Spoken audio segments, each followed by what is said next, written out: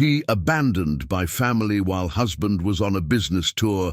Brave woman fights through heartbreak to welcome triplets alone. A story of strength and resilience. Welcome, dearest souls, new to our circle of light. Share your radiant name below. We're thrilled to embrace you. To our treasured returning souls, you are the soul of our mission, and we honor your presence deeply. Join us to stay connected on this uplifting journey of love, peace, and renewal. Each story we bring is a blessing crafted with you in mind. Now breathe in deeply, feel the warmth of love, and let your heart's journey unfold. The summer of 1950 painted hill country village in shades of gold and green, but nothing shone brighter than the Morrison Castle perched atop Winchester Hill. Its limestone walls rose like a medieval dream against the Texas sky, complete with sweeping turrets and intricate Gothic windows that caught the sunlight like diamonds. The castle wasn't just a home, it was a statement, a declaration of the Morrison family's iron grip on the region's agricultural empire. James Morrison stood at his bedroom window, watching workers move like ants across the family's vast estate. At 32, he cut an impressive figure, tall and broad-shouldered, with dark hair that refused to stay combed back and eyes the color of aged whiskey. Unlike his family members, who took pride in barking orders from the comfort of their verandas, James preferred walking among the workers, learning their stories, understanding their struggles. The Morrison family breakfast that morning unfolded like a carefully choreographed play in the grand dining room. Crystal chandeliers threw rainbow patterns across the white tablecloth while servants moved silently, filling coffee cups and replacing empty plates. Robert Morrison, James's father, sat at the head of the table like a king holding court. His once black hair had turned steel grey, but his steel-blue eyes retained the sharp calculation that had built their fortune. "The Chapman deal needs to be closed by week's end," Robert announced, cutting into his eggs Benedict. "Their cotton fields will complete our hold on the eastern sector." Catherine Morrison, James's mother, dabbed her lips with a monogram napkin. Her perfectly coiffed silver hair and strand of heirloom pearls represented old money and older prejudices. "I heard they're considering selling to the Hendersons instead," she said, her voice carrying the refined accent she'd cultivated at finishing school. James's siblings completed the picture of apparent perfection. Madison, the eldest sister at 35, had already married into the prestigious Clark family. Her perfectly manicured hands never missed an opportunity to flash her massive diamond ring. Ashley, 30, and Brooklyn, 28, remained unmarried, but not for lack of suitors. Their standards, like their father's, reached astronomical heights. Michael, the youngest at 26, had recently graduated from Harvard Business School and carried himself with the insufferable air of someone who believed education made him superior to everyone else. "The Hendersons," Robert scoffed, his face darkening.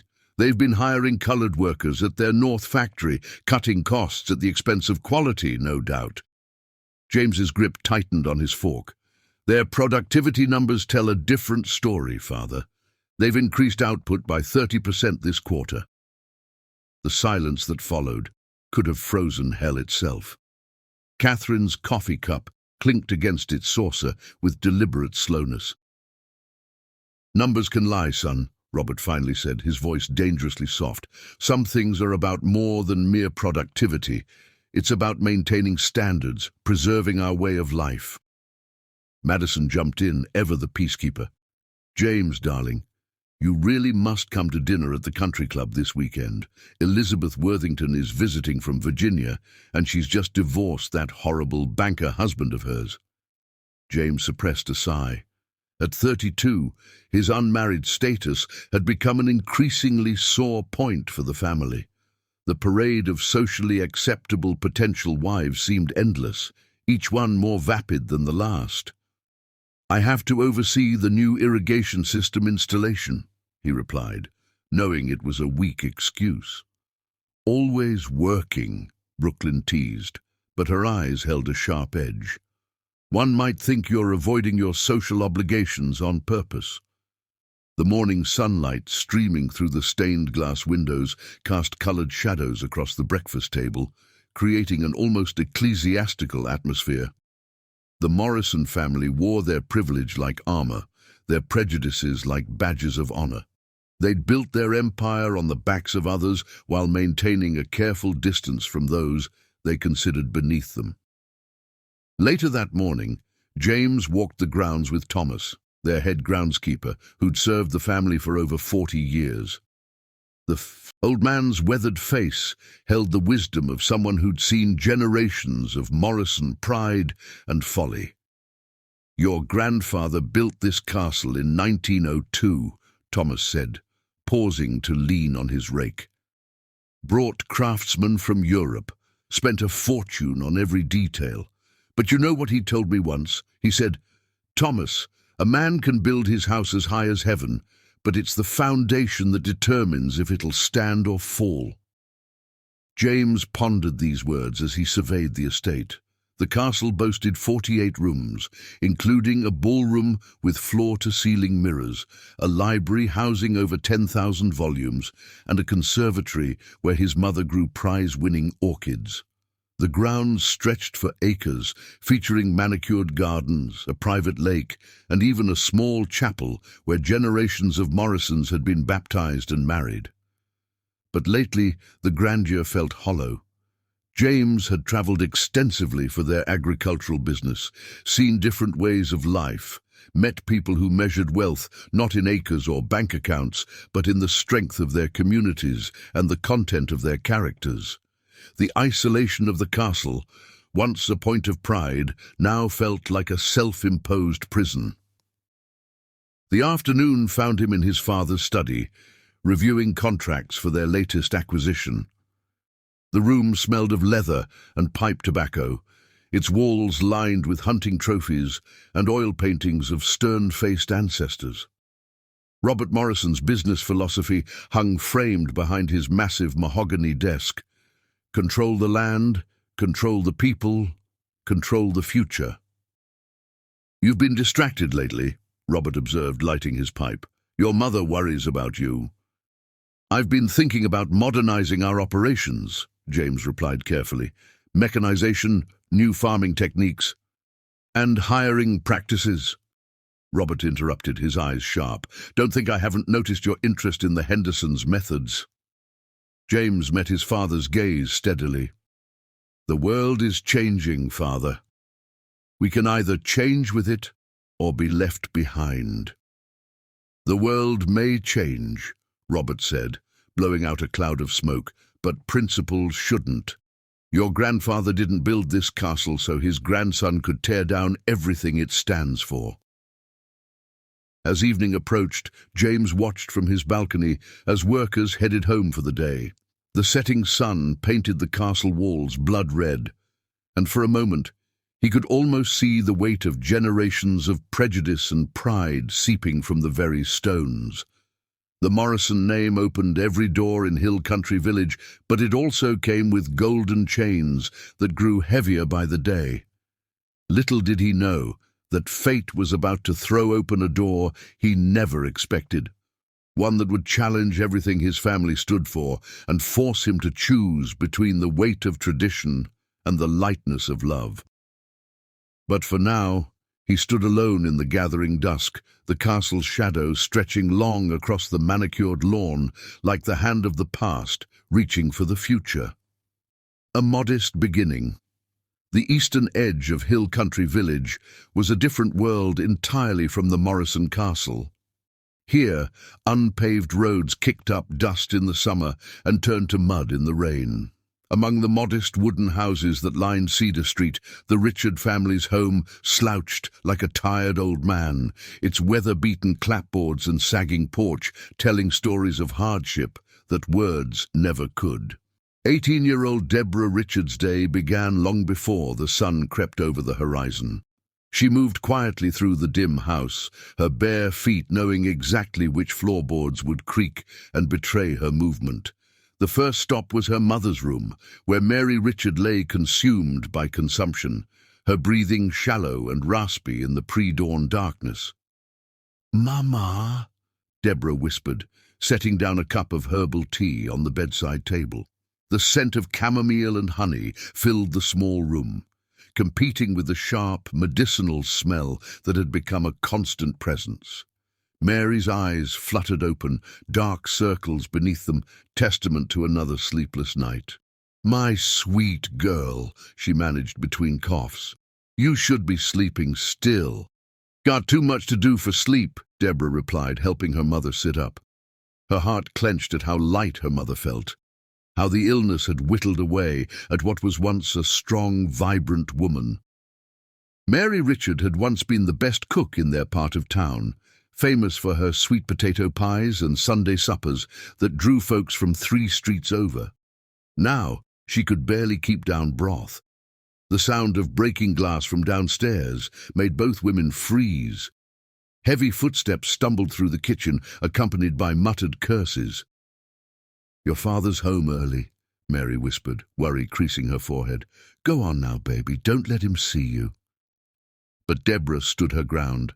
At 18, she'd grown into a young woman of uncommon beauty and even more uncommon strength. Her deep brown eyes held wisdom beyond her years, and her hands, though young, were already marked with the calluses of someone who knew hard work intimately.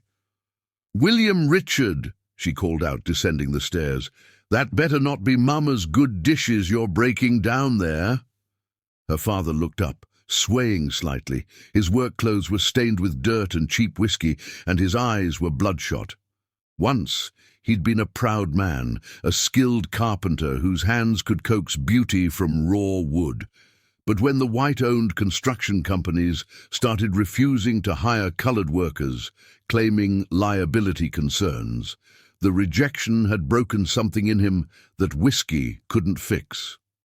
"Don't you take that tone with me, girl," he slurred, pointing an unsteady finger. "I'm still the man of this house." "Then be a man," Deborah replied, her voice steady despite her racing heart.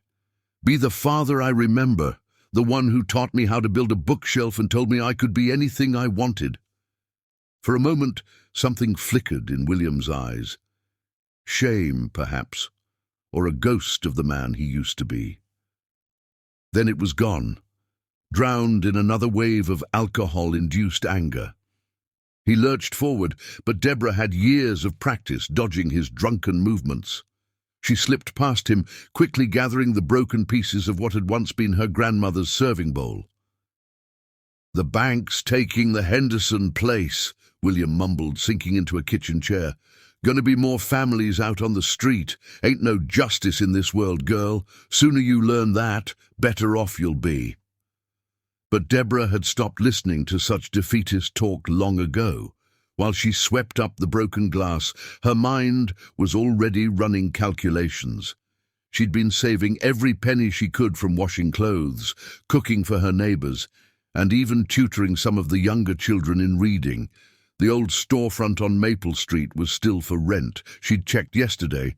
Mr. Peterson, the owner, was one of the few white businessmen in town who'd rent to colored folks, provided they could pay on time. The next morning, after making sure her mother was comfortable and her father had finally fallen into a whiskey-soaked sleep, Deborah walked the 3 miles to the better part of town. Her mother's recipes were secure in her mind, and her own innovations had been tested on appreciative neighbors. The dream of opening her own restaurant had sustained her through countless nights of scrubbing other people's floors and washing their laundry. The bell above Mr. Peterson's office door chimed as she entered. The elderly man looked up from his newspaper, his wire-rimmed glasses slipping down his nose. "Miss Richard," he said, neither friendly nor unfriendly. "What brings you here?" Deborah stood straight, channeling every ounce of dignity her mother had taught her. "The storefront on Maple, sir. I'd like to rent it." He studied her for a long moment. "That's a business property, girl.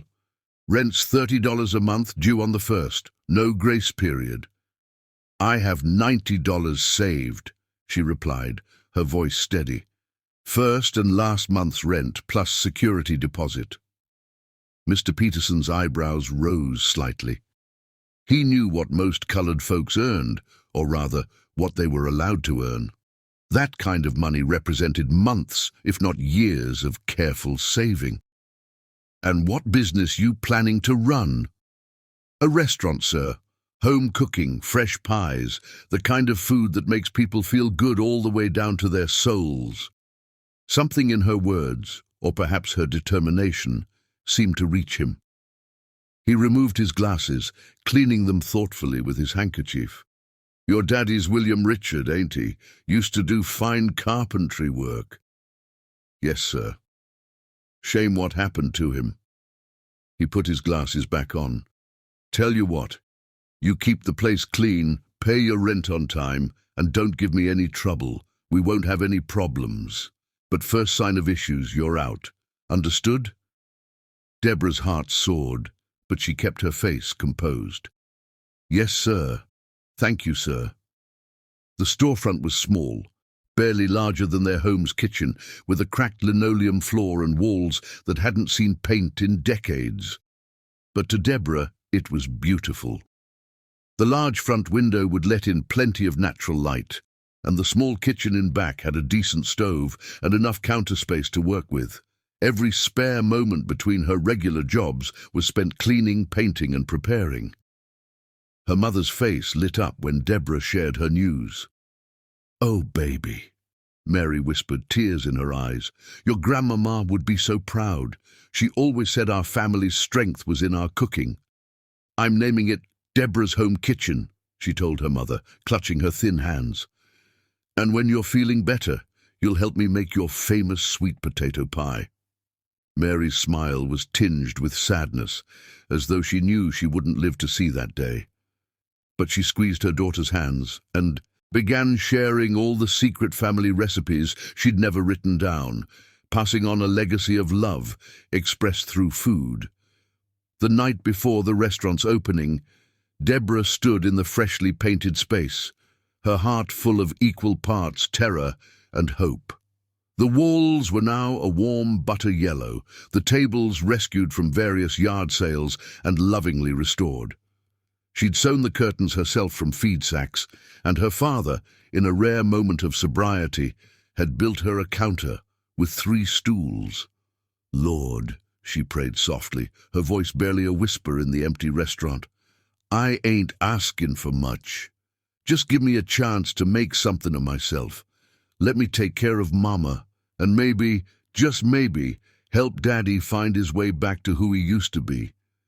She didn't know it then, but that little restaurant was about to become more than just a business. It would become a bridge between 2 worlds, the humble setting for a love story that would challenge the very foundations of Hill Country Village's social order. But for now, Deborah Richard stood alone in her dream, her heart full of hope, and her mind filled with recipes passed down through generations of strong women who'd found ways to serve love on a plate. The fateful encounter. October painted Hill Country Village in shades of amber and russet, the evening air carrying the first hints of autumn's bite. Deborah's home kitchen had been open for 3 weeks, and though business was modest, every day brought a few more customers drawn by word-of-mouth praise of her cooking. The little restaurant had already developed its own rhythm. Busy during lunch, when workers from nearby businesses sought hot-filling meals at fair prices. Quieter in the evenings when she prepared tomorrow's pies and did her books. That particular Thursday evening, clouds gathered ominously overhead as Deborah stood at her stove, stirring a pot of her grandmother's famous gumbo. The recipe had been passed down through generations, a carefully guarded secret of spices and timing that made the dish something special. Steam rose from the pot, carrying with it aromas of andouille sausage, fresh shrimp, and Holy Trinity, onions, celery, and bell peppers sautéed to perfection. The radio on her counter played softly, Nat King Cole's velvety voice singing Mona Lisa as she worked. She'd saved for weeks to buy that radio, knowing music would make the lonely evening hours more bearable. Outside, the first fat droplets of rain began to fall, drumming against the restaurant's front window in an increasingly urgent rhythm. Lost in thought, Deborah barely registered the sound of a car engine sputtering and dying somewhere nearby. Her mind was occupied with calculations: today's earnings, tomorrow's supplies, her mother's mounting medical bills. Dr. Thompson had been kind enough to offer a payment plan, but the worried look in his eyes during his last visit suggested her mother's condition was worsening. A brilliant flash of lightning illuminated the street outside, followed almost immediately by a thunderclap that rattled the window panes. Deborah jumped, nearly dropping her wooden spoon. That's when she heard it. The distinct sound of dress shoes on her front step, followed by a tentative knock. She hesitated. It was past closing time, and being alone after dark with unfamiliar customers wasn't wise for a young colored woman in 1950s Texas. But another flash of lightning revealed a tall figure through the window's rain-streaked glass, and something in his posture, the way he held himself against the storm, made her reach for the door. The man who stepped inside was like no one who'd ever entered her restaurant before. His expensive suit, though slightly damp, spoke of old money, and his bearing carried the unmistakable air of someone accustomed to moving through the world with ease.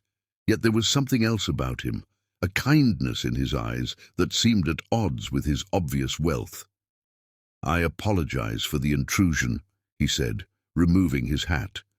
Water dripped from its brim onto her freshly mopped floor. "My car seems to have given up the ghost just down the street. I saw your light and—" He trailed off, his eyes widening slightly as he took in the aroma filling the restaurant.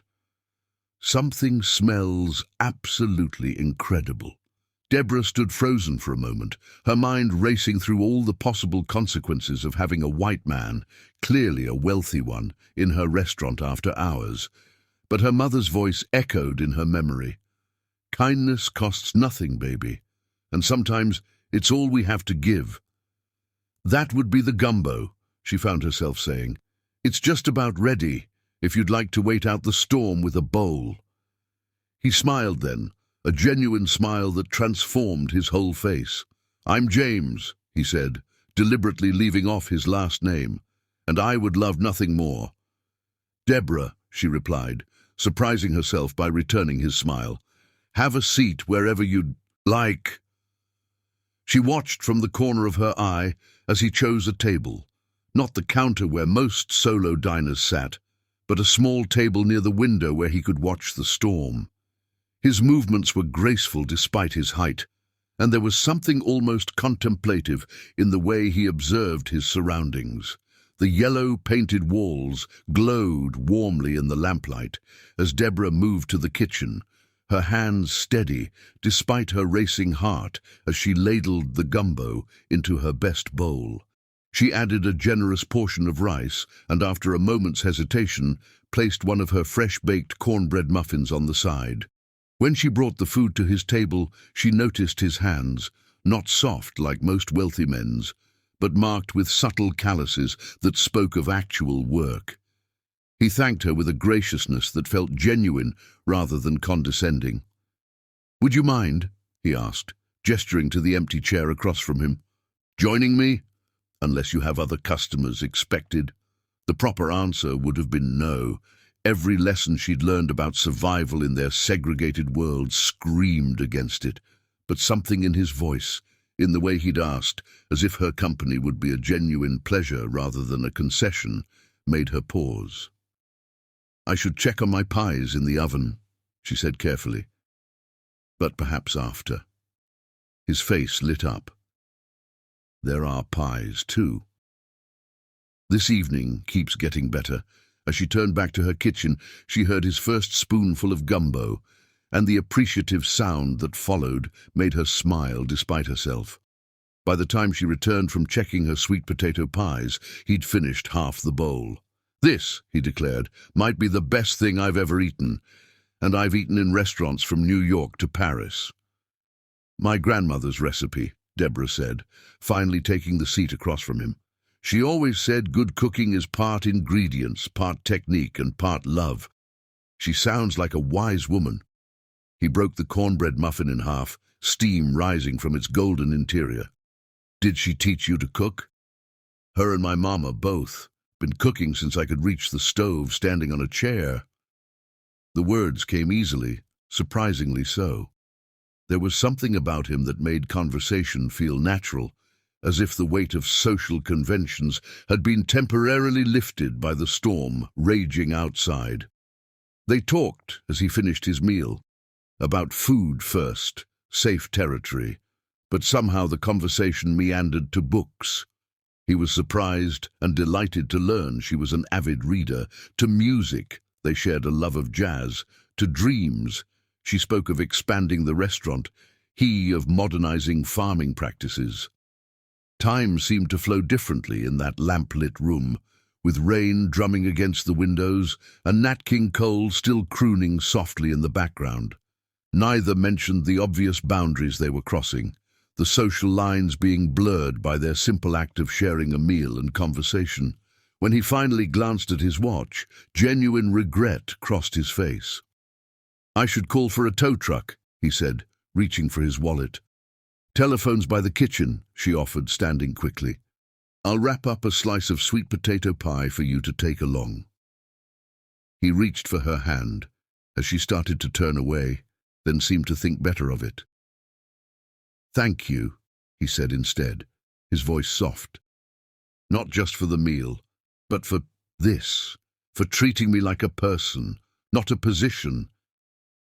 The irony of his words, that he was thanking her for treating him like a person when that was all she'd ever wanted for herself, wasn't lost on either of them. When he finally left, pie carefully wrapped and tucked under his arm, the storm had settled into a gentle rain. He turned at the door, hesitating as if there was more he wanted to say. But in the end, he simply smiled and promised, "I'll be back tomorrow. Save me some of that gumbo." Deborah stood at her window long after his tall figure had disappeared into the rainy darkness, watching the puddles reflect the street lamp's glow. Something had shifted in her world that evening, though she couldn't yet name it. What she did know was that her little restaurant, meant to be simply a means of survival, had somehow become the setting for something both wonderful and dangerous. As she cleaned up for the night, she found herself humming along with the radio, her heart lighter than it had been in years. She didn't know it then, but that rainy evening was just the beginning of a story that would change not only her life, but the very fabric of Hill Country Village itself. A taste of love. James Morrison's second visit to Deborah's home kitchen came not in his gleaming Cadillac, but in a modest Ford sedan, the color of faded coffee. The choice spoke volumes to Deborah.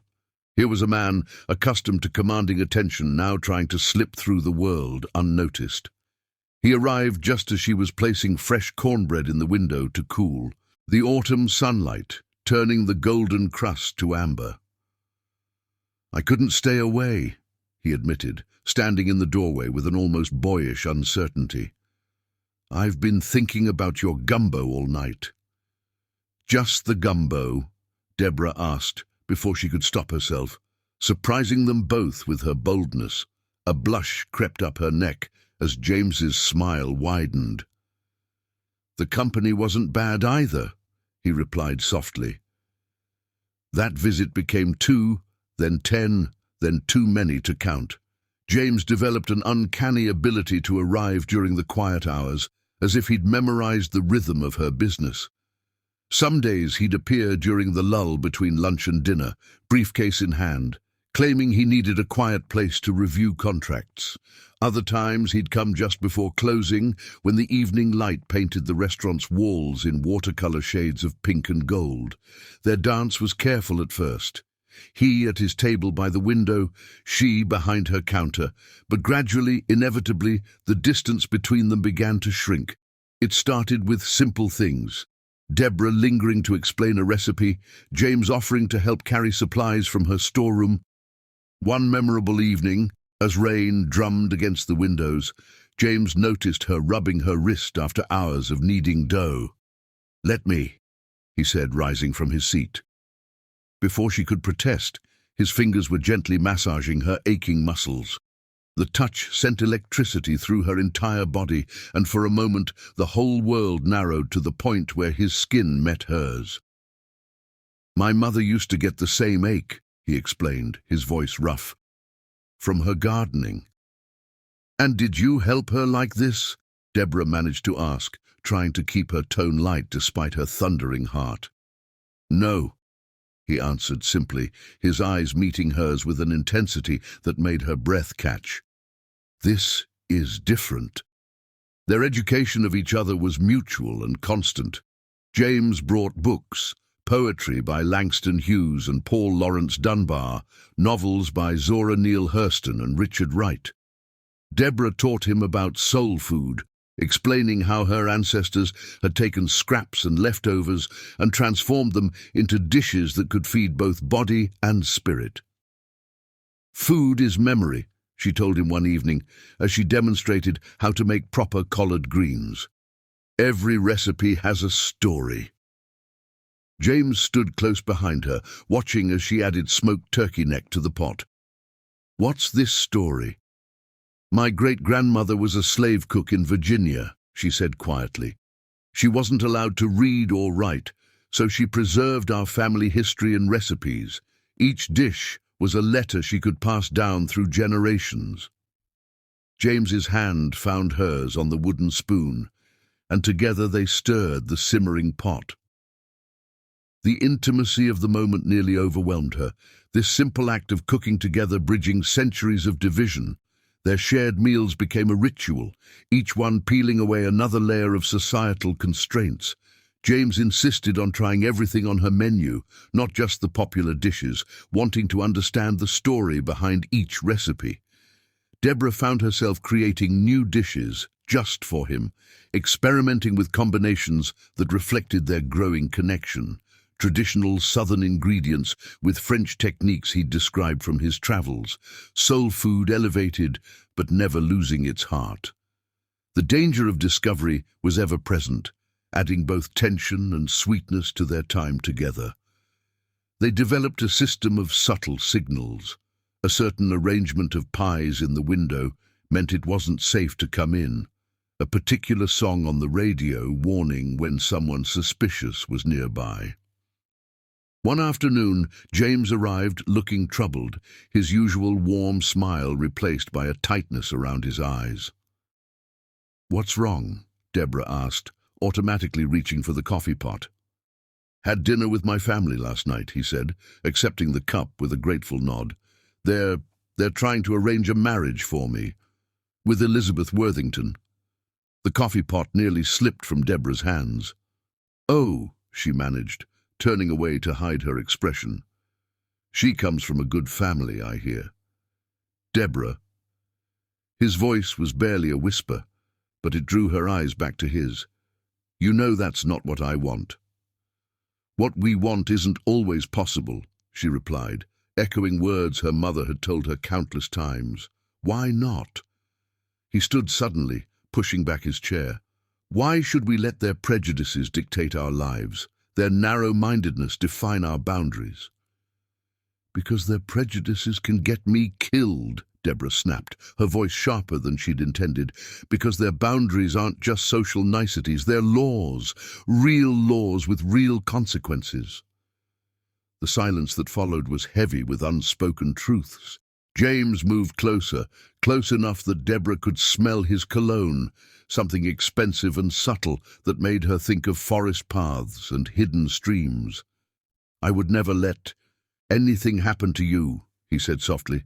"Some things are beyond even your control, James Morrison." He flinched at the use of his full name. She rarely acknowledged out loud who he really was, heir to one of the most powerful families in Texas. "Then we'll be careful," he insisted. "We'll find a way." And they did try to be careful, but love has a way of making itself known despite all attempts at concealment. It showed in the way James's eyes followed Deborah's movements around the restaurant, in the way she could sense his presence before he even opened the door. It was there in their conversations that grew deeper and more personal, in the books they shared and discussed, in the meals they planned and enjoyed together. One evening, as November painted the sky in deep purples and blues, James arrived later than usual.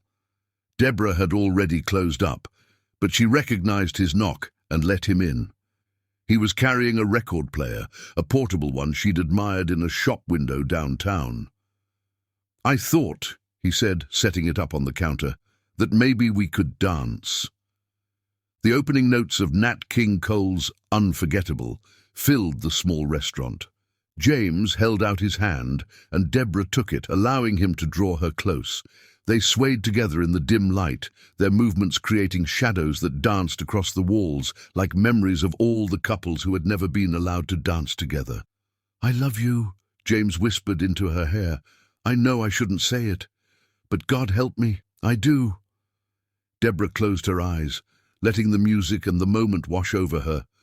"Loving me is dangerous," she murmured against his chest. "Then let me be in danger." His arms tightened around her. "Let me choose this one true thing in a world full of lies and pretense." They danced until the record ended, holding each other in the darkness of the restaurant that had become their sanctuary.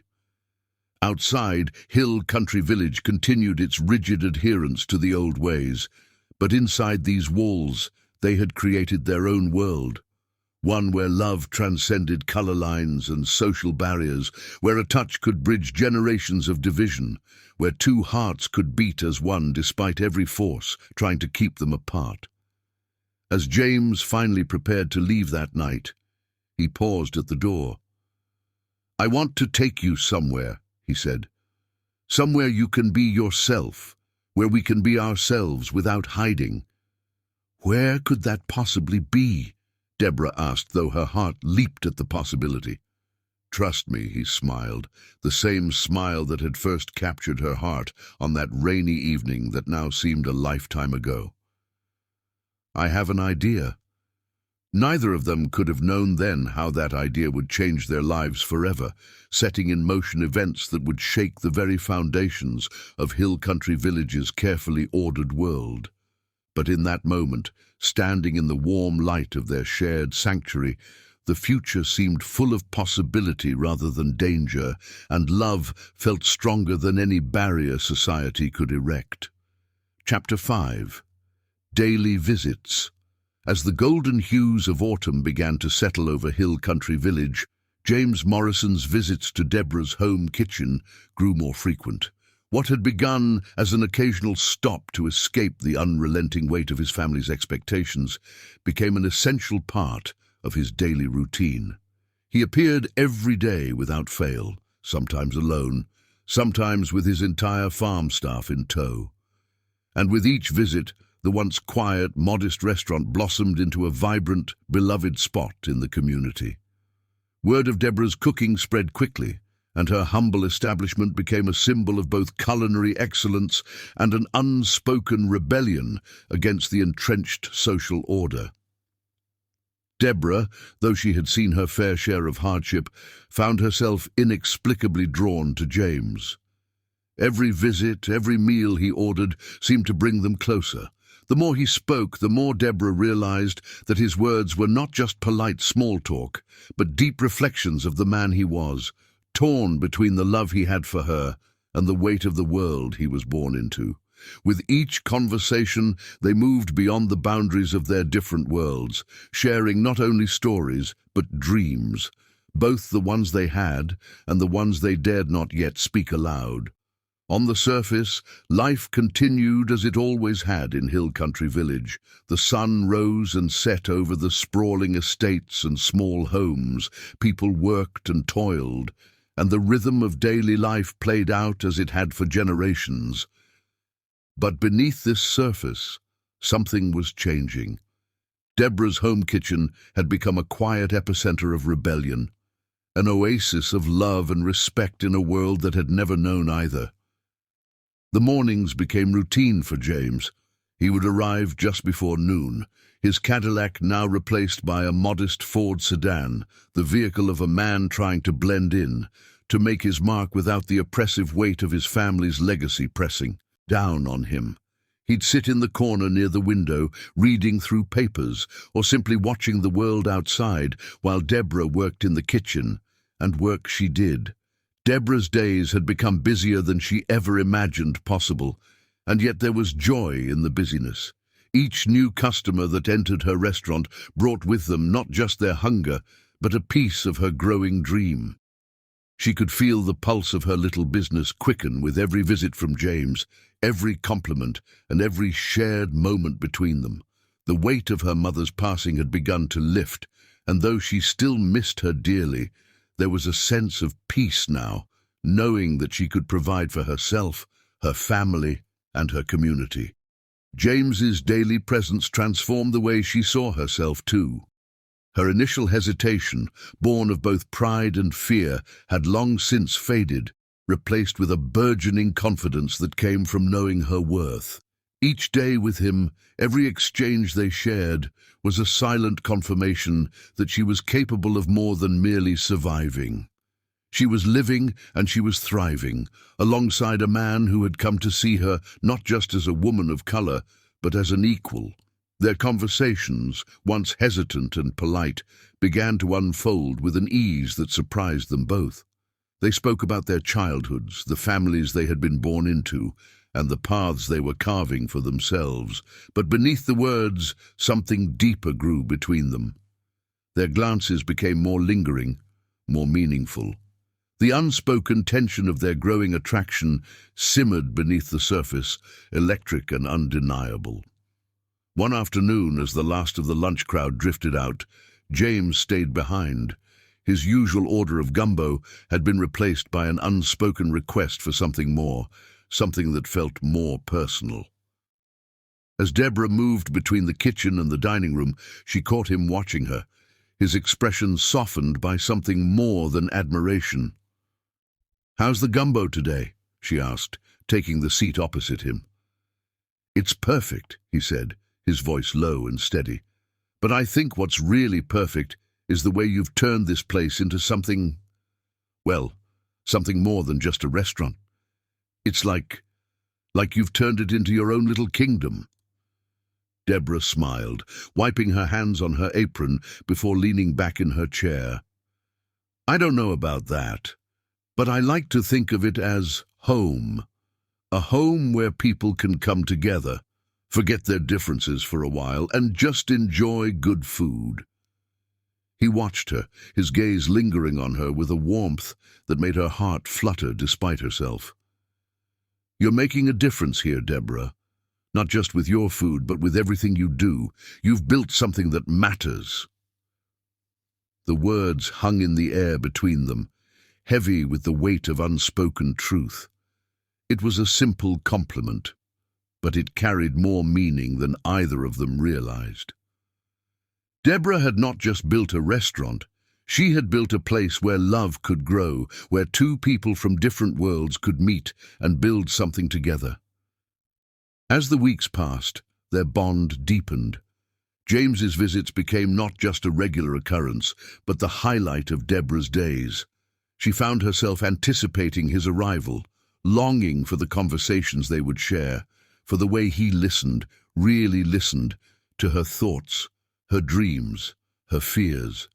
And in return, she offered him something he had long since given up seeking, a sense of understanding, a safe space to be himself without the suffocating pressure of family, wealth, and expectation. And yet, despite the warmth that bloomed between them, there remained the unspoken tension of their worlds. The reality that James was a Morrison, and Deborah was not. It was a truth they could never fully escape, no matter how much they tried to ignore it. It was present in the glances of suspicion from the town's residents, in the awkward silences that would fall when they were seen together. It was a quiet, persistent shadow, hanging over their every interaction. But neither of them could help the way they felt. They were drawn together not by rebellion, but by something more primal, an undeniable connection that transcended the boundaries their society had set. As Deborah's restaurant grew in popularity, so too did her resolve. The world outside may have been changing, but her little corner of hill country village was a sanctuary, a place where love, hope, and community could flourish, free from the prejudices that had plagued it for so long. And every day, as James sat across from her, sharing a meal and a moment, she knew that they were together, creating something more beautiful than either had ever imagined. The rhythm of their days continued, steady and unyielding, as if the universe itself had finally made space for their love. Their bond, once fragile and uncertain, had taken root and begun to grow, stronger with each passing day. It wasn't just about the meals they shared or the time they spent together. It was about the way they had learned to see each other, truly see each other, for who they were. And in the quiet moments, when the restaurant was empty and the last rays of sunlight filtered through the windows, they would exchange glances, long, lingering looks that spoke of promises yet to be fulfilled, of a love that had just begun to bloom in the most unexpected of places. In the silence between them, there was a deep knowing that they were no longer strangers, no longer just two people from different worlds, but partners, partners in life, in love, and in everything that was yet to come. Chapter 6. A bittersweet proposal. The morning was wrapped in a heavy stillness, as if the world itself was mourning with Deborah. The grey skies mirrored her sorrow, casting shadows across the small storefront of Deborah's home kitchen. Inside, the warmth that had always defined the space seemed muted, the vibrant yellow walls dulled by the weight of her grief. It was the morning after her mother, Mary Richard, had passed away. For Deborah, the pain was still raw, an ache that pulsed in her chest with every breath.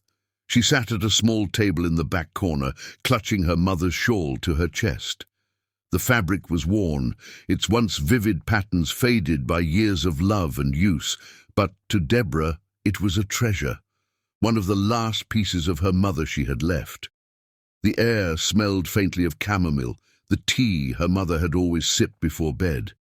That familiar scent was both a comfort and a dagger, reminding her of all she had lost. Her mind was a whirlpool of memories. Her mother's laughter as they cooked together, her strong hands guiding Deborah through recipes, her soothing voice telling stories on sleepless nights, and, at the end, the weakness that had taken her, the frail body that had once been so full of life. Deborah blinked back tears, determined to hold herself together, even as her world felt like it was crumbling around her. The sound of the door creaking open broke through her thoughts. She didn't look up, already knowing who it was. James Morrison had been visiting her every day for months, and in that time she had come to recognize the rhythm of his movements, the weight of his footsteps. Today, however, his steps were slower, almost hesitant. He paused in the doorway, his eyes scanning the room until they landed on her. "Deborah," he said softly, his voice a balm to her aching heart. She didn't respond at first, her fingers tightening on the shawl. When she finally looked up, her tear-streaked face was a portrait of grief. "James," she whispered, her voice barely audible, "I don't have the strength today." He crossed the room without hesitation, pulling out a chair and sitting beside her. He didn't speak right away, instead reaching for her hand. His touch was warm, steady, grounding. "You don't have to be strong," he said gently. "Not today. Let me be strong for you." Her composure cracked, and the tears she had been holding back spilled over. She leaned into him, her sobs muffled against his shoulder as he wrapped his arms around her. His embrace was solid, unyielding, and for the first time in what felt like days, she allowed herself to let go. "My mother," she began, her words fragmented by her grief. "She was everything to me. I don't know how to go on without her." "You don't have to do this alone," James replied, his voice a soft promise. "I'm here for whatever you need." They stayed like that for a long time, the room silent except for her quiet cries and his whispered reassurances. Gradually, her sobs subsided, replaced by a heavy stillness. She pulled back slightly, her eyes meeting his. "Thank you," she said, her voice hoarse but sincere, "for being here." James hesitated, his gaze searching hers. He had been planning this moment for weeks, rehearsing the words, imagining the perfect setting. None of those imagined scenarios had included this, a day marked by sorrow and loss. But as he looked at her, saw the depth of her strength even in the face of such pain, he realized there would never be a perfect moment. There was only now. "Deborah," he began, his voice steady despite the nervous flutter in his chest. "There's something I've been wanting to say, something I've been carrying with me for a while now." She frowned slightly, confused by the shift in his tone. He reached into his coat pocket and withdrew a small velvet box. Her breath hitched as he opened it, revealing a delicate gold ring set with a single sapphire. The stone caught the dim light, sparkling with a quiet elegance that seemed to mirror Deborah herself. "I've been waiting for the right time," James said, his voice soft but filled with conviction. "But life doesn't wait for perfect moments, does it? And neither should love." Deborah's lips parted in shock, her gaze fixed on the ring. Tears welled up in her eyes again, but this time they were not born of grief alone. "James," she whispered, her voice trembling. He knelt before her, taking her free hand in his. "Deborah Richard, I love you. I've loved you since the first moment I stepped into this restaurant. You are my light, my strength, and my reason to hope. Will you marry me? Will you let me stand by your side through the joy and the sorrow for all the days of our lives?" For a long moment, she couldn't speak. The world seemed to tilt, her grief mingling with an overwhelming rush of joy and disbelief. She looked at him, this man who had walked into her life and turned it upside down in the best possible way. But then reality crept in, reminding her of all the reasons this couldn't work, her pain, the societal barriers, the weight of expectations. "James," she said finally, her voice breaking, "I don't know if I'm ready for this. I've just lost so much. My heart feels too broken to hold anything else." He nodded, his eyes soft with understanding. "I don't expect you to have all the answers right now. I just need you to know that I'm here, and I'm not going anywhere." Her gaze dropped to the ring, her fingers trembling as she touched it. She thought of her mother's voice, the wisdom she had imparted even in her final days. "Love doesn't wait for convenience," Mary had once told her. "It comes when it's ready, and it asks you to be brave enough to accept it." Deborah looked back at James, and in his eyes she saw that bravery. Slowly she nodded, a tentative smile breaking through her tears. "Yes," she said, her voice barely above a whisper. "Yes, James, I'll marry you." Relief and joy lit up his face as he slipped the ring onto her finger. He pulled her into his arms again, holding her as if the world itself could fall apart around them and he would still keep her safe. As they sat there, wrapped in each other's arms, the weight of her grief began to lift, replaced by the quiet strength of their shared love. The day that had begun in sorrow ended in hope. And though they both knew the road ahead would be fraught with challenges, they also knew that together they could face anything. Their bittersweet engagement was not the fairy tale either of them had envisioned, but it was real. It was theirs, and it was perfect in its imperfection. The small ring on Deborah's finger was not just a promise of marriage, it was a promise of partnership, of unwavering support, of love that would endure even the harshest storms.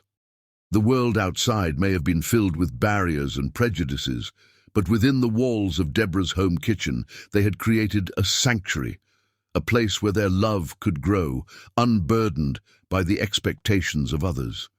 And as they sat together, the shadows of the past began to fade, replaced by the bright, undeniable light of a future they would build together. Chapter 7. The Castle Beckons. The next morning dawned bright and clear, a sharp contrast to the emotional storm that had consumed the previous day.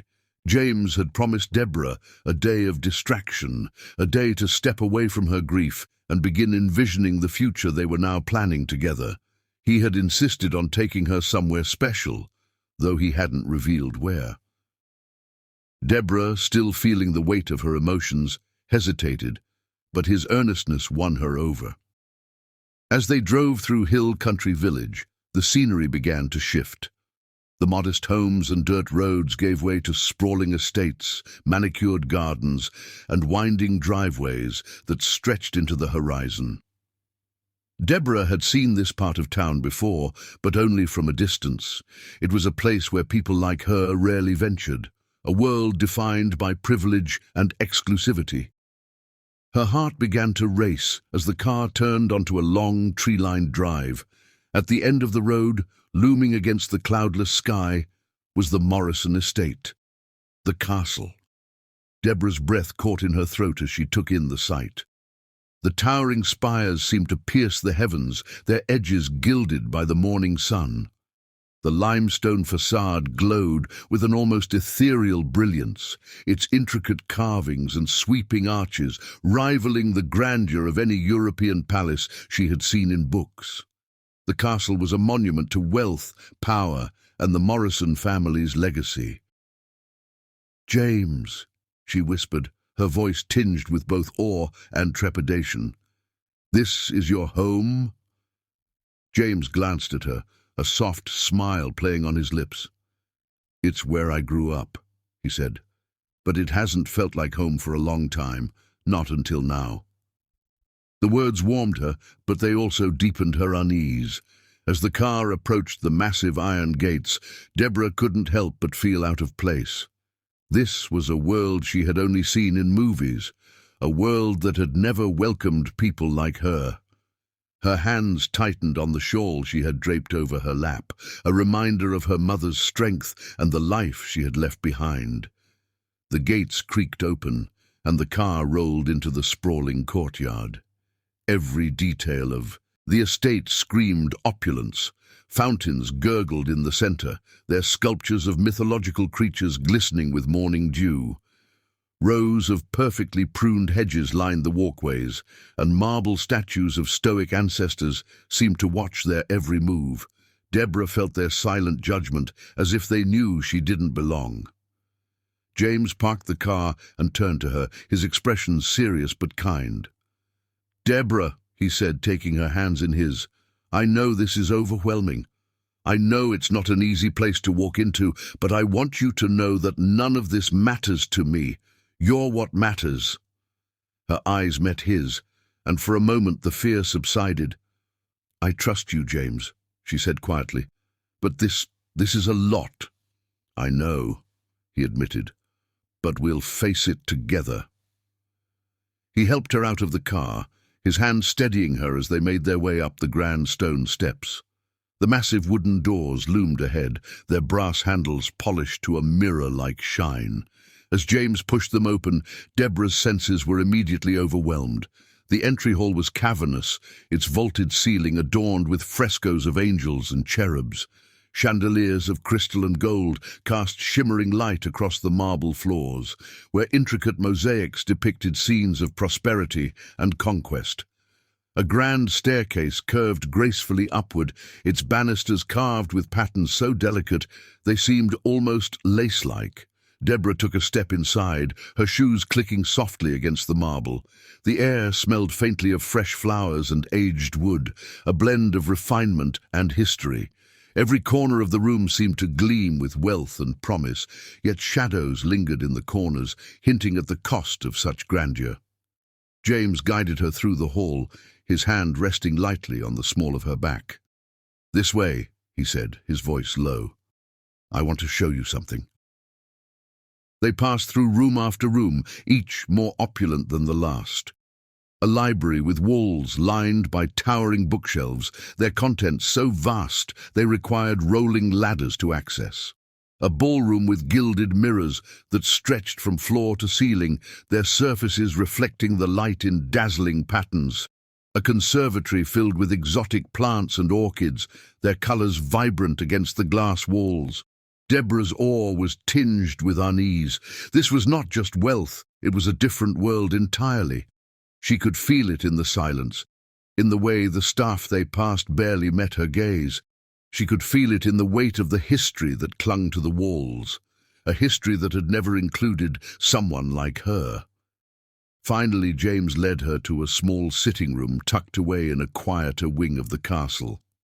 The space was cozy, almost intimate, with plush armchairs and a fireplace crackling softly. A large bay window overlooked the sprawling gardens, its panes framing the scene like a painting. "This is my favorite room," James said, guiding her to one of the chairs. "It's the one place in the house that feels human, like it was made for living, not for showing off." Deborah sank into the chair, the soft cushions enveloping her. She looked out the window, her gaze drifting over the gardens. For a moment, she allowed herself to imagine what it would be like to belong here, to make this castle her home. The thought was both exhilarating and terrifying. "James," she said, her voice hesitant, "why did you bring me here?" He knelt before her, his hands finding hers once again. "Because I wanted you to see it," he said simply. "This is my past, Deborah, my family's legacy. But it's not my future. You are." Her breath caught, her heart pounding in her chest. The sincerity in his eyes was undeniable, but so was the enormity of what he was asking of her. To step into this world, to face its judgment and its barriers, was no small thing. "I don't know if I can do this," she admitted, her voice barely above a whisper. "This place, your family, it's so far from everything I've ever known." "I know it won't be easy," James said, his voice steady. "But I also know that we're stronger together. I'll fight for you, Deborah. For us, I'll fight until this castle, this legacy, becomes a place that welcomes you, a place that feels like home." Tears filled her eyes as she looked at him. She could see the determination in his face, the depth of his love, and for the first time, she began to believe that maybe, just maybe, they could carve out a place for themselves in this world. She nodded, her fingers tightening around his. "Okay," she said softly. "I'll try." James smiled, his relief evident. He leaned forward, pressing a gentle kiss to her forehead. "That's all I ask," he said. "One step at a time, together." As they sat there, the castle's grandeur seemed to fade into the background. For all its splendor, it was just a house that could be transformed by love, by courage, by the strength of two people who refused to be bound by the past. And in that moment, with the sunlight streaming through the bay window and James's hand in hers, Deborah allowed herself to hope. Chapter 8. A Wedding of Whispers. The day of the wedding dawned bright and clear, as if the heavens themselves had chosen to shine on James and Deborah. Yet the brilliance of the sun couldn't dispel the tension that clung to the air. Their union, born of love and defiance, had sparked whispers that had spread like wildfire across Hill Country Village. For weeks, the town had buzzed with rumors, opinions, and outright scorn. But James and Deborah had remained steadfast, determined to claim their happiness despite the odds. The wedding took place in the grand hall of the Morrison estate, a space designed for opulence, but burdened by an atmosphere of division.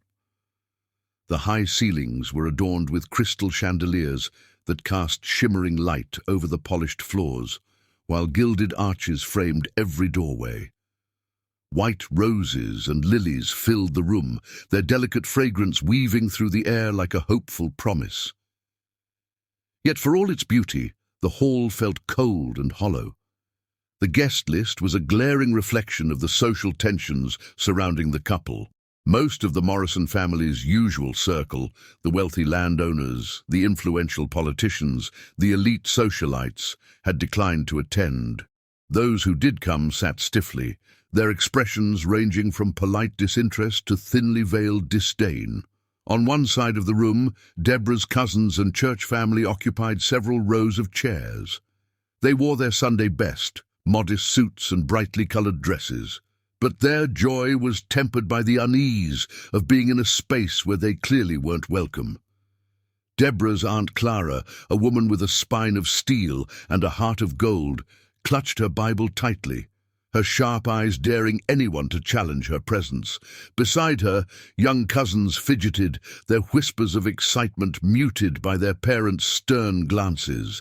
On the other side, a small cluster of James's true friends gathered, men and women who had stood by him despite his family's disapproval. They offered smiles of encouragement, but their presence did little to counterbalance the icy stares from the other guests. The silence in the hall was broken only by the faint hum of conversation, much of it unkind. "Did you see the way they're dressed?" one woman whispered to her companion, her eyes darting toward Deborah's side of the room. "It's like they don't even belong here." "Hardly surprising," the other replied with a smirk. "What else would you expect? This whole thing is a spectacle. Can you imagine what Robert Morrison must be thinking?" Across the room, a man leaned toward his wife, his voice low but audible enough to carry. "I give it 6 months. This marriage will crumble faster than a house of cards." Deborah's cousin Micah, a young man with a fiery temper and a protective streak, overheard the comment. He clenched his fists, his jaw tightening as he prepared to respond, but Aunt Clara placed a calming hand on his arm, her gaze firm. "Not today, Micah," she said quietly. "This is Deborah's day. Don't let them ruin it." At the front of the hall, James stood tall and proud, his joy shining through despite the tension around him. He wore a tailored suit that accentuated his broad shoulders and confident stance, but it was the warmth in his eyes that drew attention. His gaze never left the doorway, where he knew Deborah would soon appear.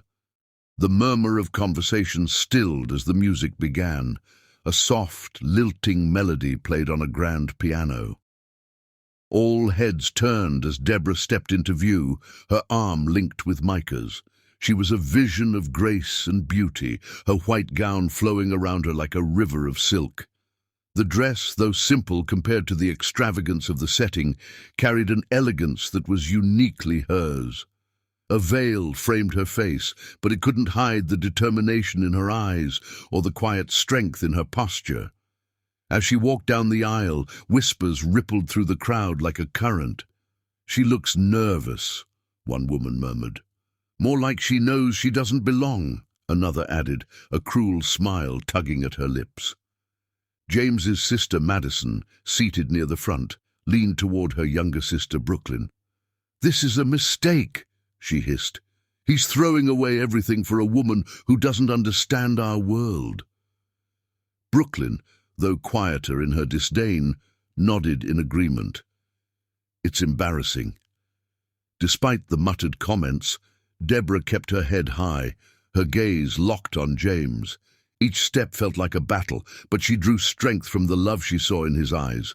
By the time she reached the altar, the whispers had faded into background noise, drowned out by the steady rhythm of her heartbeat. The ceremony began, the officiant's words echoing through the hall. James and Deborah exchanged vows, their voices steady and filled with emotion. For them, the world outside the altar ceased to exist. In that moment, it was just the two of them, bound by a love that refused to be dimmed by prejudice or fear. When the officiant pronounced them husband and wife, James didn't hesitate. He kissed Deborah with a passion that left no doubt of his commitment, his hands framing her face as if she were the most precious thing in the world. The room erupted into a mix of reactions, polite applause from some, awkward coughs from others, and even a few disapproving mutters. As the couple turned to face their guests, James's hand firmly clasping Deborah's, they were met with a divided room. On one side, Deborah's family and friends cheered, their joy unrestrained. On the other, the applause was sparse, forced, and accompanied by expressions that ranged from discomfort to outright disdain. But Deborah didn't care. She squeezed James's hand, drawing strength from his presence. This was their day, their victory. The reception that followed was no less fraught with tension. The lavish hall was filled with tables adorned with crystal centerpieces and silk tablecloths, but the atmosphere was anything but celebratory. Guests sat in segregated clusters, the divide between the two sides as palpable as a physical barrier. Deborah's Aunt Clara refused to be cowed. She marched up to the buffet table with her head held high, her voice ringing out as she complimented the food. "This roast is delicious," she declared, her tone daring anyone to contradict her. Her boldness drew glares from a group of Morrison family friends, one of whom whispered loudly, "She acts like she owns the place." Deborah overheard the comment but chose to rise above it, focusing instead on James, who stood by her side the entire evening. Together they moved between the tables, thanking guests and ignoring the undercurrent of judgment that followed them. By the end of the night, the whispers had grown quieter, the energy of the room shifting as people began to leave. When the last guest departed, James and Deborah stood alone in the hall, the echoes of the day lingering around them. "You were incredible," James said, pulling her into his arms. Deborah sighed, her head resting against his chest. "I couldn't have done it without you." "You'll never have to," he promised. "From now on, it's you and me, no matter what." In that moment, standing together in the grand but empty hall, they knew their journey was only beginning. Their wedding had been a study in contrasts, joy and pain, love and prejudice, unity and division, but it was also a testament to their resilience.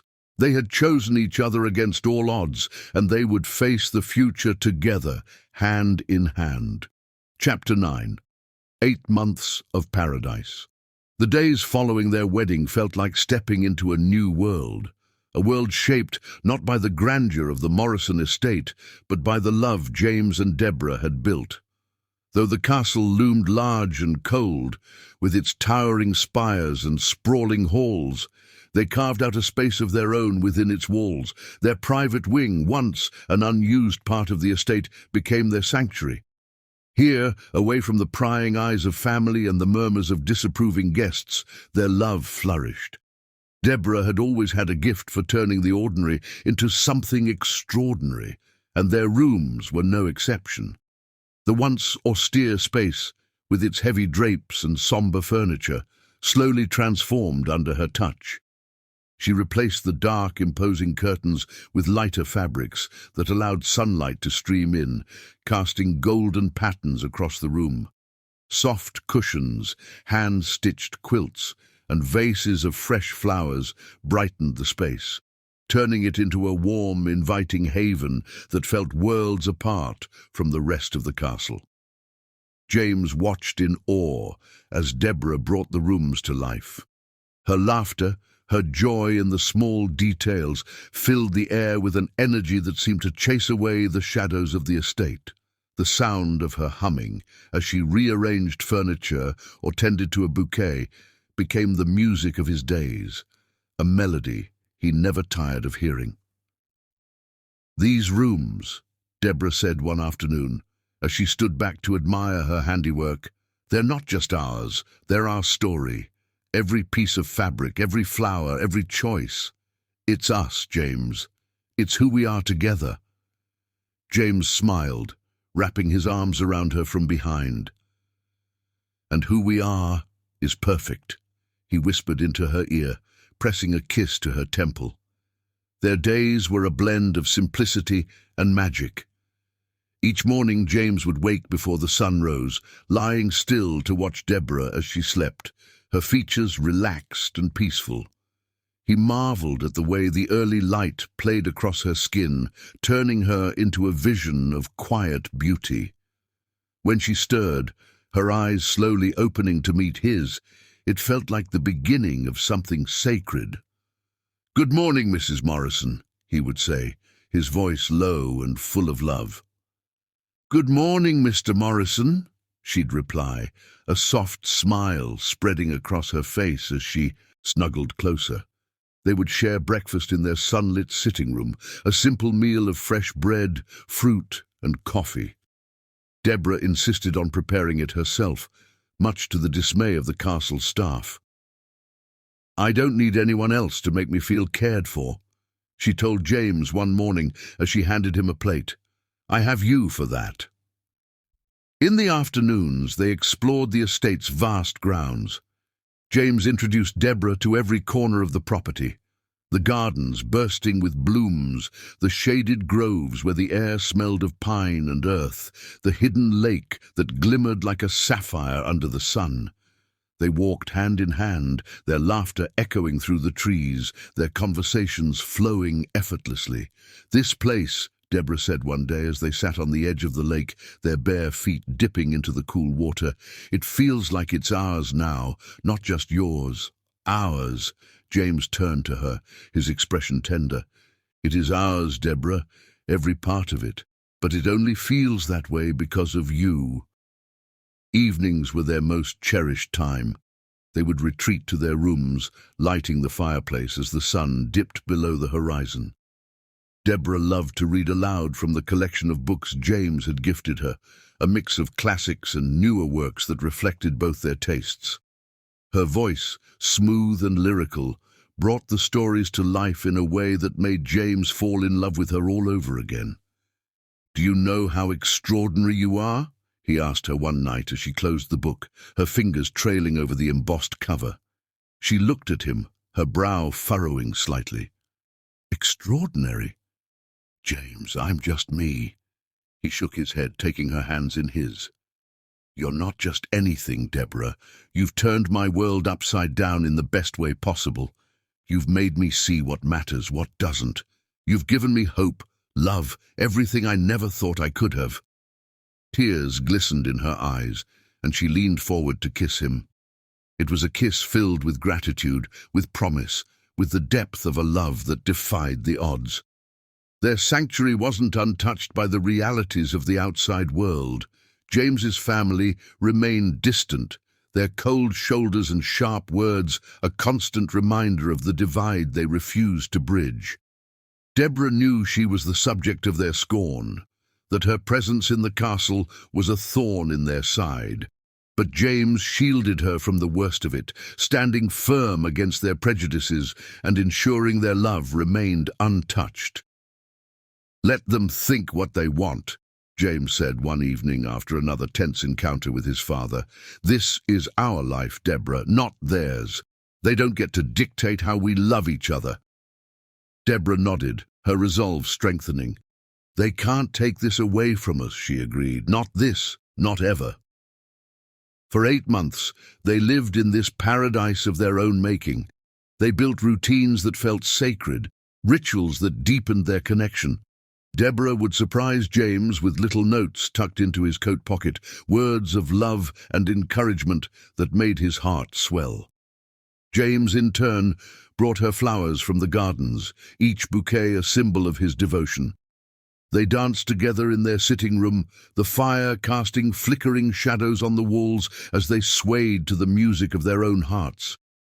They shared secrets and dreams, their voices blending into the quiet hum of the night. They laughed, cried, and loved with a fierceness that made every moment feel like a triumph.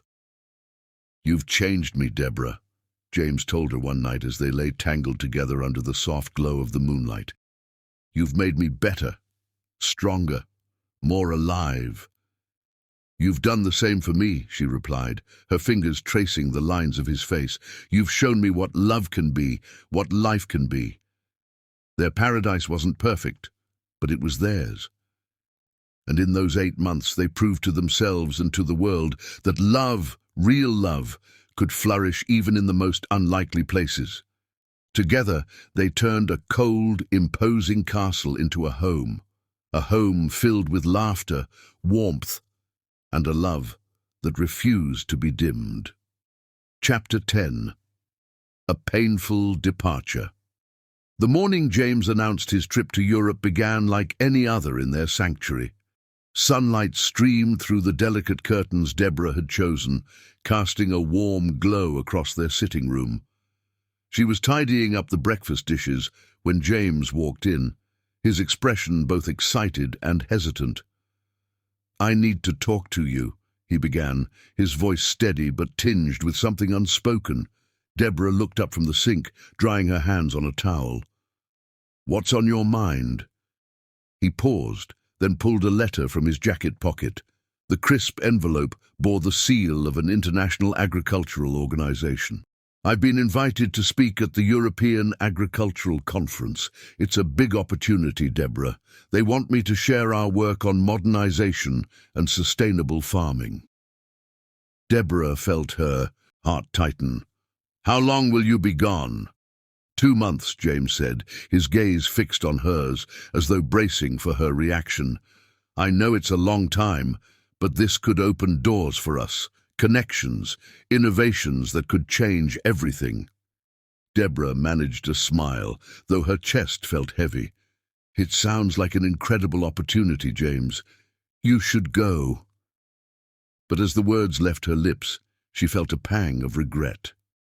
She wasn't ready for him to leave. Not now, not when she had so much to tell him. What James didn't know, what she hadn't yet found the courage to say, was that she was carrying their child. The discovery had both thrilled and terrified her. She had imagined countless ways to tell him, each one full of joy and excitement, but with his announcement, the timing no longer felt right. The days of preparation. The week leading up to James's departure was filled with activity. Deborah insisted on helping him pack, though each carefully folded shirt felt like a goodbye. She busied herself with the tasks, her hands trembling slightly as she arranged his belongings in neat rows. "Are you sure you don't mind me leaving?" James asked one evening as they worked side by side. His tone was light, but his eyes searched hers for reassurance. "I want what's best for you," Deborah said softly, her fingers brushing against his scarf as she folded it. "For us." James paused, taking her hand in his. "You know I'll miss you every second, don't you?" Deborah nodded, her smile small but genuine. "And I'll miss you just as much." Yet beneath her composed exterior, a storm of emotions brewed. Every night after James had fallen asleep, Deborah would sit by the fire, her hand resting on her still flat stomach. She longed to share her secret, to let him know about the life growing inside her. But fear held her back. Fear of his reaction, fear of adding to his burden before such an important trip. The morning of departure. The day came too soon. Deborah woke before dawn, her heart heavy with the knowledge that their time together was running out. She prepared breakfast, though neither of them ate much, the weight of their impending separation stealing their appetites. James packed the last of his things, his movements efficient, but tinged with reluctance. Deborah watched him from across the room, memorizing every detail, the way his dark hair fell across his forehead, the way his hands moved with quiet precision. "Promise me you'll take care of yourself," James said as he closed his suitcase. "I will," Deborah replied, her voice steady despite the ache in her chest. They walked to the waiting car together, the morning air crisp and filled with the faint scent of dew-covered grass. James took her hands in his expression tender but resolute. 2 months will pass before you know it," he said, his voice full of quiet conviction. "And I'll write to you every day." Deborah nodded, swallowing the lump in her throat. "I'll write to you too." James pulled her into his arms, holding her as if he could imprint the memory of her onto his very soul. When he kissed her, it was soft and lingering, a promise in the face of their parting. "I love you," he murmured against her hair. "I love you too," she whispered, her voice trembling. As the car pulled away, Deborah stood in the driveway, her arms wrapped around herself. She watched until the car disappeared down the long, tree-lined drive, the ache in her chest growing heavier with every passing moment. Life without James. The castle felt unbearably quiet after James left. Their wing, once filled with laughter and the hum of their shared routines, now echoed with silence. Deborah threw herself into maintaining their sanctuary, finding solace in the familiar tasks. She rearranged flowers, fluffed pillows, and kept the fire burning, as though keeping the space alive would somehow bridge the distance between them. Each day, she waited eagerly for the post. James's letters arrived like clockwork, filled with descriptions of the conference, the people he met, and the places he visited. His words painted vivid pictures of bustling cities, sprawling fields, and innovative ideas. "Everything here is fascinating," he wrote in one letter, "but nothing compares to you. I count the days until I can hold you again." Deborah's replies were equally heartfelt, though she carefully avoided mentioning the baby. She wanted to tell him in person, to see the joy light up his face when he learned the news. Until then, she carried the secret close to her heart, finding strength in the quiet anticipation of their future. Quiet reflections. The nights were the hardest. Deborah often sat by the fire, her hand resting protectively on her stomach. She spoke softly to the baby, her words a mix of hopes and reassurances. "Your father is going to be so happy," she murmured one evening. "He's the most wonderful man I've ever known. And you?" Her voice broke slightly and she placed a hand over her mouth to steady herself. "You're already so loved." She found solace in small moments, watching the sunrise from their window, tending to the flowers James had planted in the garden, rereading his letters until she could recite them from memory. These routines became her anchors, reminders that their love was strong enough to weather the distance. A quiet resolve.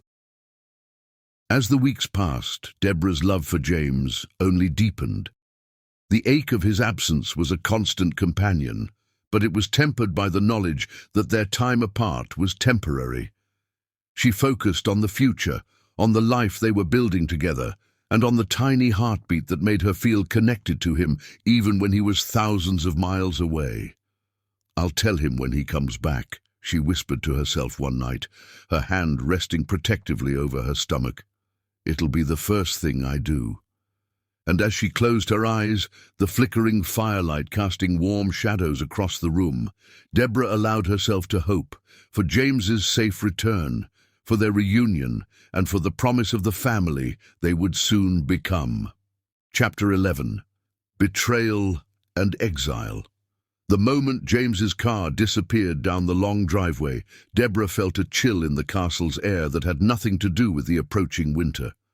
The grand halls, with their gilded mirrors and echoing steps, became oppressive, their beauty masking the deep hostility growing within.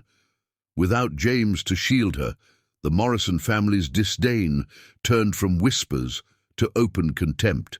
It began with small acts of cruelty, subtle enough to be dismissed if Deborah didn't know better. One morning, as she reached for her tea, a servant's hand slipped, spilling the scalding liquid onto her. "Oh, how clumsy of me," the maid said with mock concern, her lips twitching into a smile as Catherine Morrison looked on from her seat at the head of the table. "Deborah," Catherine drawled, her voice laced with false sweetness, "I do hope you're not upset. Accidents happen." Deborah clenched her jaw, suppressing the retort that hovered on her tongue. It wasn't just the servants, even the family themselves joined in their covert warfare. At meals, Madison and Brooklyn ignored her completely, whispering and laughing amongst themselves as though she weren't there. Her place at the dining table seemed to vanish entirely one evening when she arrived to find the table set for everyone except her. "Did no one call you for dinner?" Catherine asked when Deborah appeared, feigning surprise. "Oh, what a shame. I suppose the kitchen might have some leftovers." The smirk she exchanged with Madison confirmed the slight was deliberate. Deborah tried to hold her ground, telling herself that James would be back soon, that she could endure this for the sake of the life growing within her.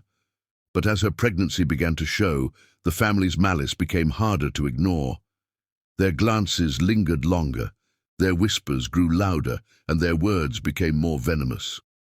"I heard she planned this," Madison remarked one afternoon, her voice carrying down the hall where Deborah stood unseen. "A baby, the oldest trick in the book."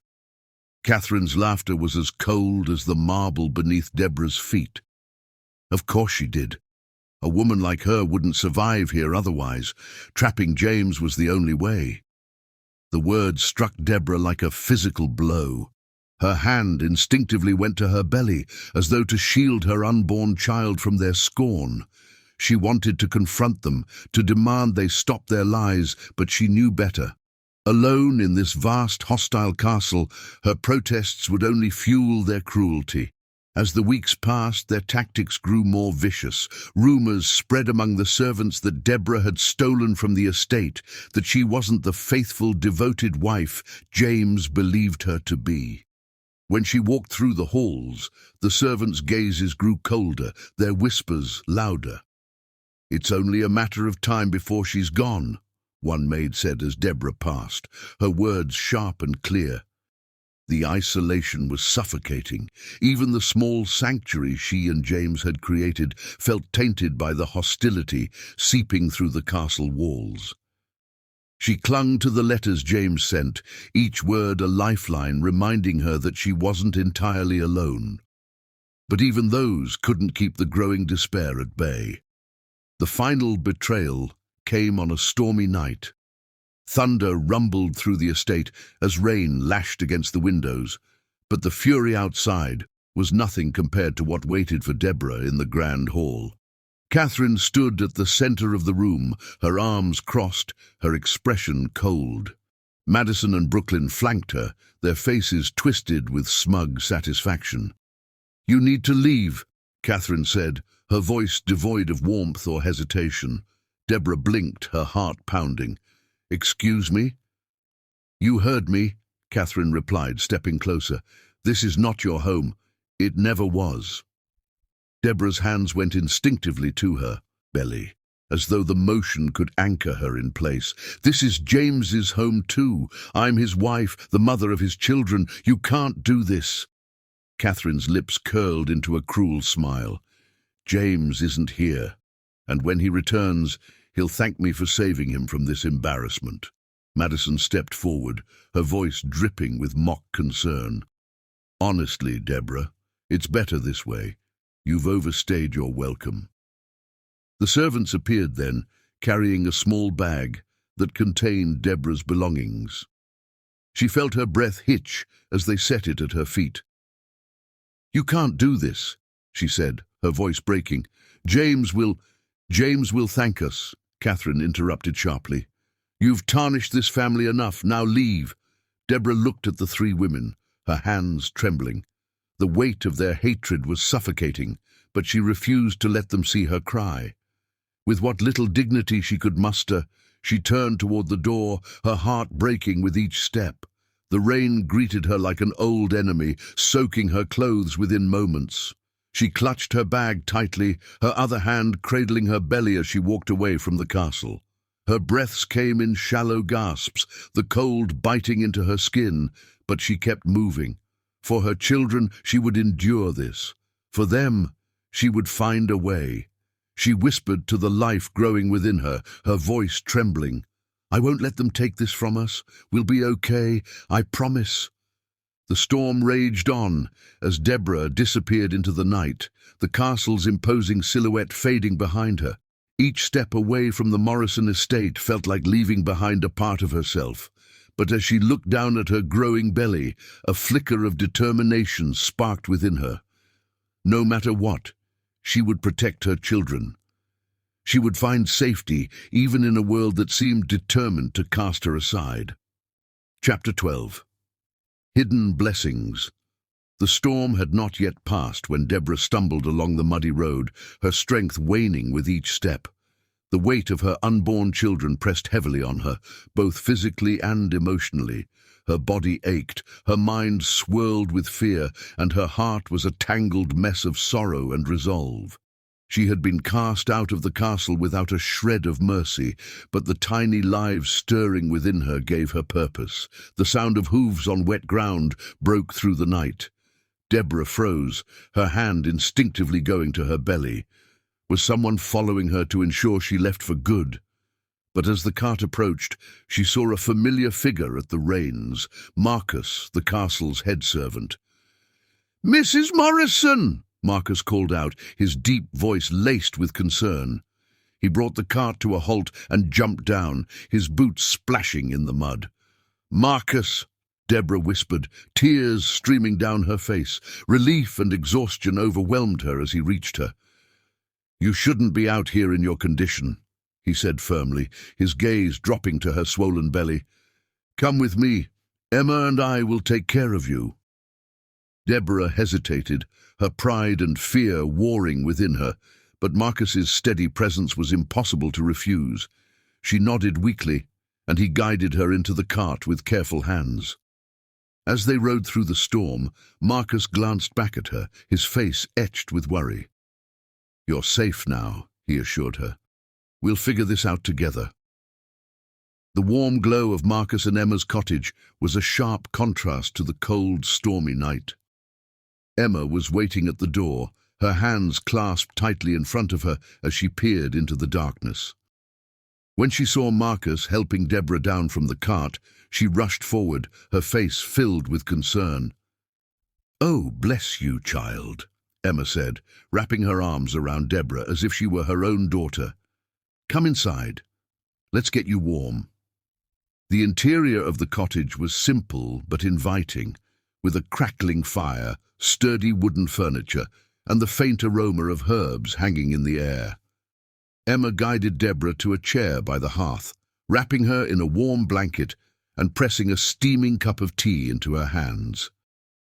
"You're too pale," Emma said, kneeling beside her. "You need rest and proper care. You leave everything to us, all right?" Deborah's voice cracked as she whispered, "Thank you. I don't know where I'd be without you." Emma squeezed her hand. "You're not alone anymore, Deborah. We'll see you through this." In the days that followed, Deborah found solace in the kindness of Marcus and Emma. The couple treated her with a compassion she hadn't felt since James had left. Emma fussed over her, ensuring she ate well and rested, while Marcus made quiet trips to the estate, gathering supplies and keeping tabs on the Morrison family. "They think they've gotten away with it," Marcus said one evening, his voice low and steady. He sat at the kitchen table, spreading out a pile of notes and documents.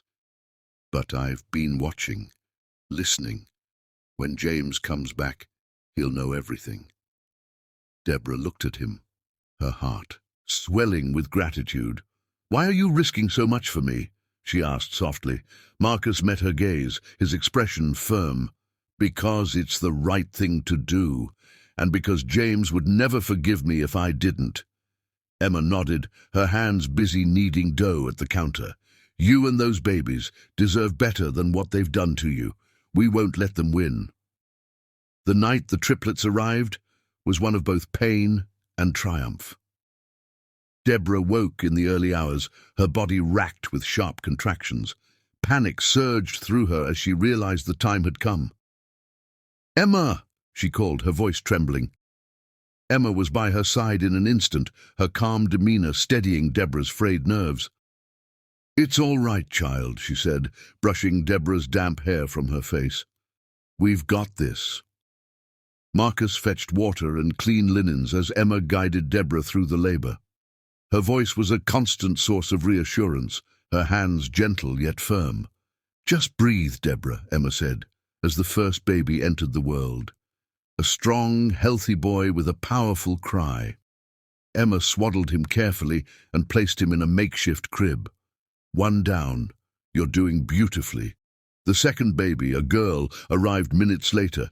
Deborah's exhaustion was evident, but Emma's steady encouragement kept her going. "That's it, sweetheart. One more push." The final baby, another boy, was smaller than his siblings, but just as spirited. His cries filled the room as Emma cleaned and swaddled him, her face glowing with pride. "You've done it, Deborah," Emma said, placing the third baby in her arms. 3 beautiful, healthy babies. Deborah's tears flowed freely as she looked at her children. "Thank you," she whispered, her voice thick with emotion. "I couldn't have done this without you." Emma sat beside her, her expression tender. "It's an honor to be here for you, Deborah. These little ones are a blessing." Marcus stood nearby, his normally stoic face softened by the sight of the newborns. "They're fighters," he said quietly, "just like their mother." The days that followed were filled with a quiet joy. The triplets thrived under the loving care of Deborah, Emma, and Marcus.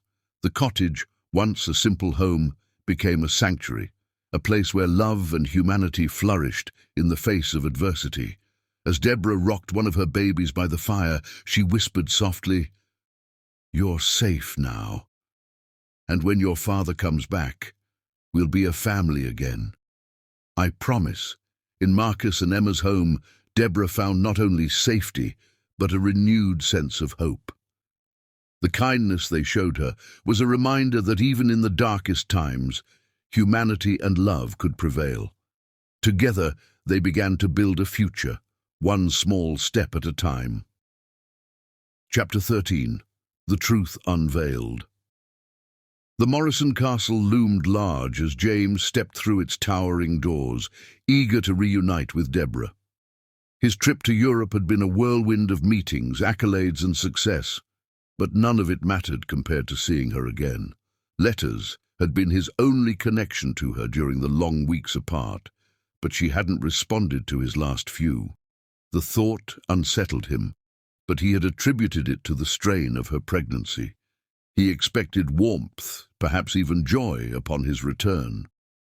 Instead, he was met with the cold, calculating stares of his mother, Catherine, and his sisters, Madison and Brooklyn. They stood in the grand foyer as though awaiting a guest they had no interest in entertaining. "Where's Deborah?" James asked, setting down his travel bag. His voice carried the excitement of a man ready to embrace his family. Catherine exchanged a glance with Madison before stepping forward, her face composed but devoid of warmth. "She's gone, James," she said simply. James froze, his heartbeat quickening. "Gone? What do you mean, gone? Where is she?" "She left," Catherine said, her tone clipped. "She was caught stealing from the estate, jewelry, money, and when confronted she ran off in the middle of the night. It's shameful, really, but perhaps not surprising." James's jaw tightened as disbelief and anger surged within him. "Stealing? Deborah? That's absurd. She would never—" "People aren't always what they seem," Madison interjected, her voice laced with feigned concern. "She manipulated you, James. Tricked you into thinking she was something she's not." Brooklyn nodded, adding, "We tried to help her, to show her the right way to live, but some people just can't be saved." James's hands clenched into fists. "Where is she?" he demanded, his voice rising. "She's not your concern anymore," Catherine replied. "She made her choice. It's better this way, for all of us." The words echoed in the vast hall, but James barely heard them. A cold realization settled over him. Something was deeply wrong. Deborah would never leave without telling him, let alone steal, and the thought of her being alone, pregnant and vulnerable, filled him with dread. A trusted confidant. James wasted no time. He summoned Marcus, the head servant, to his study. The older man entered quietly, his face unreadable, but the moment James closed the door behind them, the tension in the room thickened. "Marcus," James began, his voice steady but firm, "I need the truth.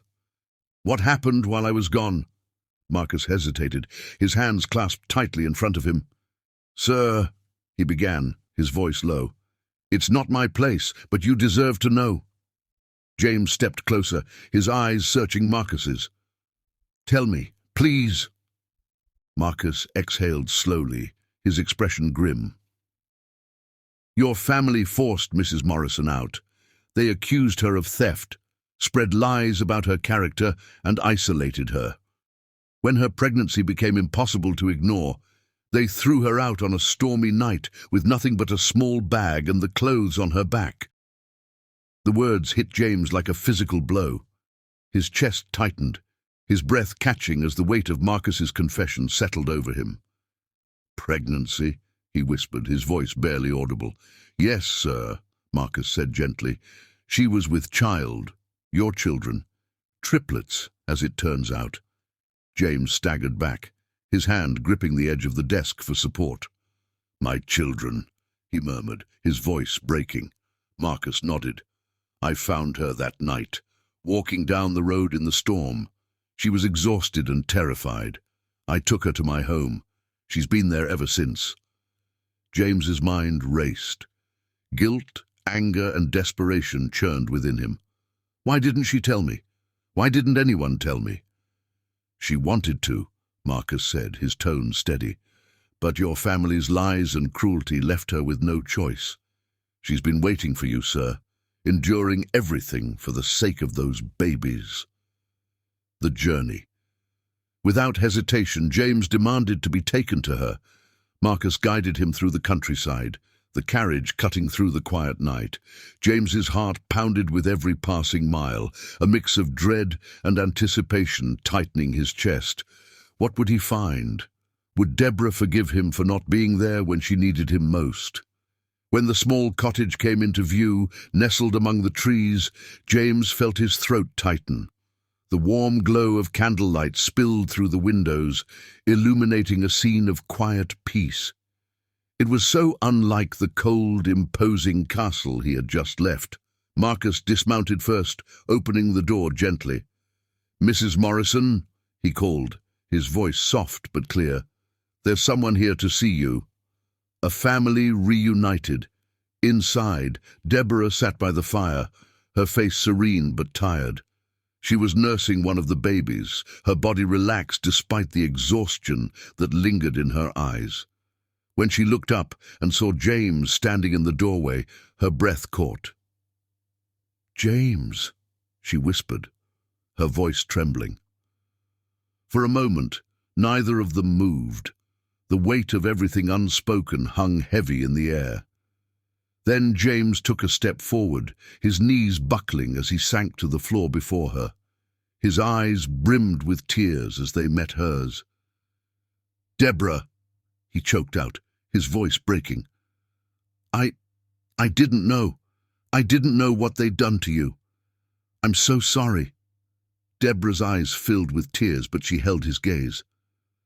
"I thought I'd never see you again," she admitted, her voice trembling. James reached for her free hand, clutching it tightly. "You'll never have to feel that way again," he vowed. "I swear to you, Deborah, I'll never let anything come between us again." His eyes shifted to the crib beside her, where two more tiny forms stirred. His breath caught as he took in the sight of his children, his sons and daughter, each one a perfect, living testament to the love he and Deborah shared. "They're beautiful," he whispered, his voice filled with awe. Carefully, he reached for the baby in Deborah's arms, his hands trembling as he cradled the small, warm bundle. "They've missed you," Deborah said softly. James looked up at her, tears streaming down his face. "I've missed everything," he said, "but I'm here now, and I'm not going anywhere." As the fire crackled and the night deepened, James held his family close, the pieces of his shattered world slowly coming back together. For the first time in weeks, Deborah felt the weight of her fear lift, replaced by the warmth of the man who had finally come home. Chapter 14. Revenge and Redemption. The morning light crept over the horizon, casting its golden glow on Marcus and Emma's humble cottage. Inside, James stood before the hearth, his jaw set and his eyes blazing with determination. He had spent the night holding his family, whispering apologies and promises to Deborah and his 3 perfect children, but now, as the sun rose, so did his fury. The Morrison castle had long stood as a symbol of power and legacy, but James knew its foundations were rotten. It was time to confront the betrayal that had nearly cost him everything. "We're going back," James said firmly, turning to Deborah, who sat with the babies nestled in her lap. Deborah's brow furrowed. "Back? James? What good will it do? They've already shown who they are."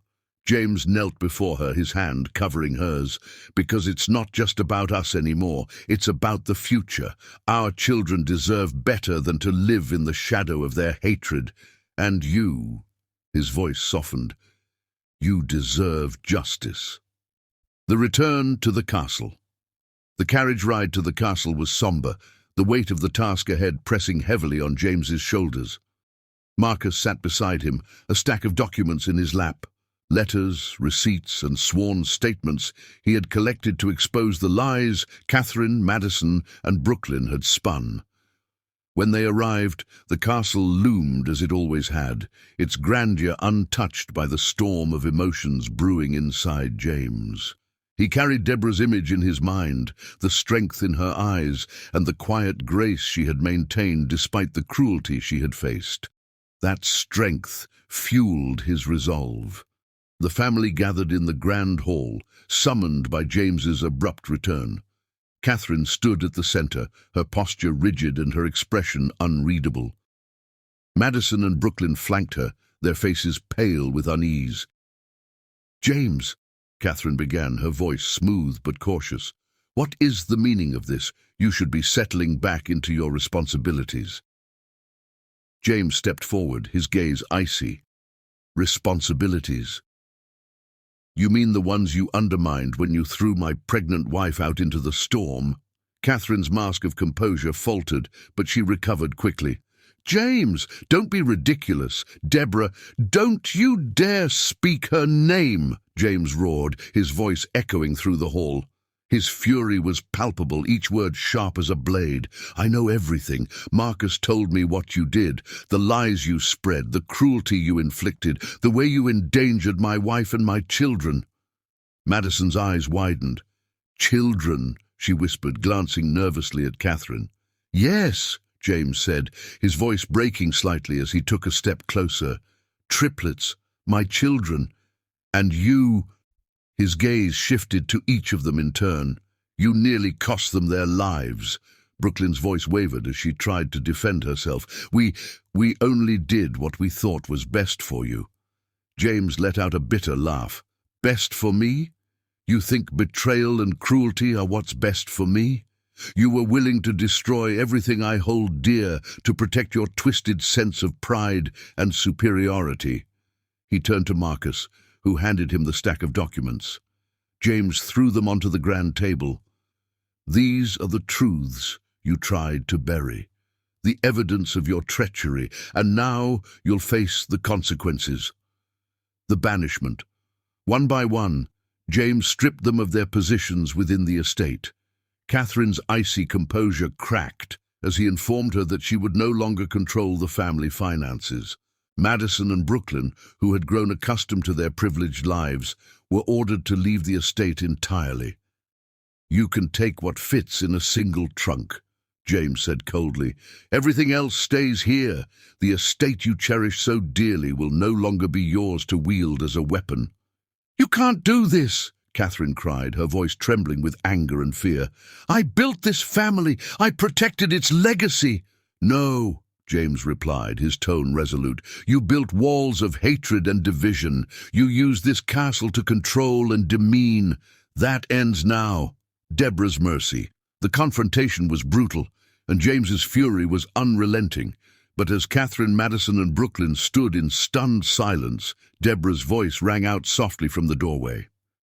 "James," she said, her tone calm but firm, Enough. He turned to see her standing there, her presence a beacon of grace amidst the chaos.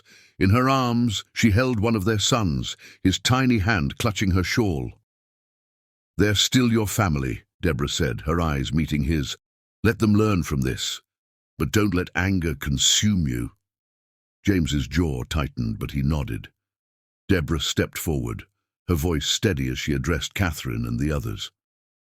"You hurt me in ways I'll never forget," she said, "but hate doesn't heal.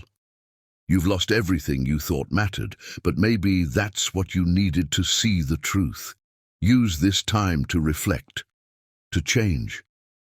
Catherine's lip quivered, and for the first time the matriarch of the Morrison family looked vulnerable. "Deborah," she began, her voice barely audible. "Don't apologize," Deborah interrupted gently. "Not to me. Prove your regret through your actions." A month of change. The Morrison women left the castle that evening, their trunks packed and their heads bowed. They moved to a modest cottage on the outskirts of Hill Country Village, where they experienced poverty and discrimination for the first time in their lives. The sting of being on the other side of the social divide was a harsh lesson, but it forced them to confront their own prejudices. Over time, small gestures began to emerge. Catherine helping at the local church, Madison volunteering at a school, Brooklyn offering aid to struggling families. Each act was a step toward redemption, a quiet acknowledgement of the pain they had caused. The castle reborn. Back at the castle, James and Deborah worked tirelessly to transform the estate into a symbol of unity and compassion. They opened its doors to the community, hosting events that brought people together regardless of race or status. The once intimidating walls became a sanctuary filled with laughter, love, and the pitter-patter of their children's feet. Their love story became the heart of Hill Country Village, a reminder that change was possible and that love could conquer even the deepest divides. Years later, as James and Deborah stood on the castle's balcony, watching their children play in the garden below, James wrapped his arm around her and said softly, "You saved me, Deborah. You saved all of us." Deborah smiled, her heart full. "No," she replied. "We saved each other." Their tale echoed through generations, a testament to the power of forgiveness, the strength of love, and the unyielding hope that even the coldest hearts could be transformed. A lesson in resilience, encouragement, and great motivation from Deborah's story. Deborah's story is not just a tale of endurance, it's a masterclass in self-respect, healing, and transformation. For anyone who has faced betrayal, heartbreak, or the collapse of what was once a dream, her journey offers powerful lessons and boundless encouragement. It's a reminder that no matter how shattered you may feel, you have the strength to rebuild a life filled with love, dignity, and purpose. 1. Your pain is not permanent. Deborah's journey began in a storm, both literal and emotional. Betrayed by those who should have been family, she was cast out at her most vulnerable. Yet even in her darkest moment, she moved forward, driven by the promise of a brighter future for herself and her unborn children. Encouragement. Whatever storm you are facing now, know that it is temporary. Pain, no matter how deep, will eventually give way to healing. Hold on to hope, even if it feels faint, and keep moving forward. 2. You are stronger than you think. Deborah didn't crumble under the weight of betrayal. She tapped into a strength she didn't know she had, finding the courage to survive, endure, and protect her children. Her story reminds us that even when life feels unbearable, we possess untapped reservoirs of resilience. Motivation. You are far more capable than you realize. Life may test you, but these challenges are opportunities to discover just how strong you are. Trust in your ability to overcome. 3. Let compassion be your guiding light. When Marcus and Emma extended their kindness to Deborah, they showed her that love and humanity still existed in the world. Their support gave her the foundation she needed to heal and thrive. Lesson: be open to receiving help and kindness from others. Surround yourself with those who lift you up, and don't be afraid to lean on them. Equally, let your own compassion guide you as you rebuild your life. 4. Redemption comes through forgiveness, not hatred. Deborah had every reason to hold on to anger and resentment toward James's family, but when the moment came, she chose forgiveness. Her mercy wasn't weakness. It was an act of courage that allowed her to break free from bitterness and focus on a brighter future. Encouragement. Forgiveness isn't about excusing the wrongs done to you. It's about freeing yourself from the weight of anger and finding peace. Letting go doesn't mean forgetting. It means reclaiming your power and choosing joy. 5. Your self-worth is non-negotiable. Even when cast out, Deborah never let her mistreatment define her. She clung to the truth of her own value, knowing that her worth was not dictated by the opinions of others. Motivation. No betrayal or heartbreak can take away your intrinsic worth. You are deserving of love, respect, and happiness, no matter what others may try to make you believe. 6. Every ending is a beginning. What seemed like the end for Deborah, a life of luxury and security, was actually the beginning of a life rooted in authenticity, love, and unity. Her fall from the castle led her to find true family, raise her children with love, and inspire an entire community. Encouragement.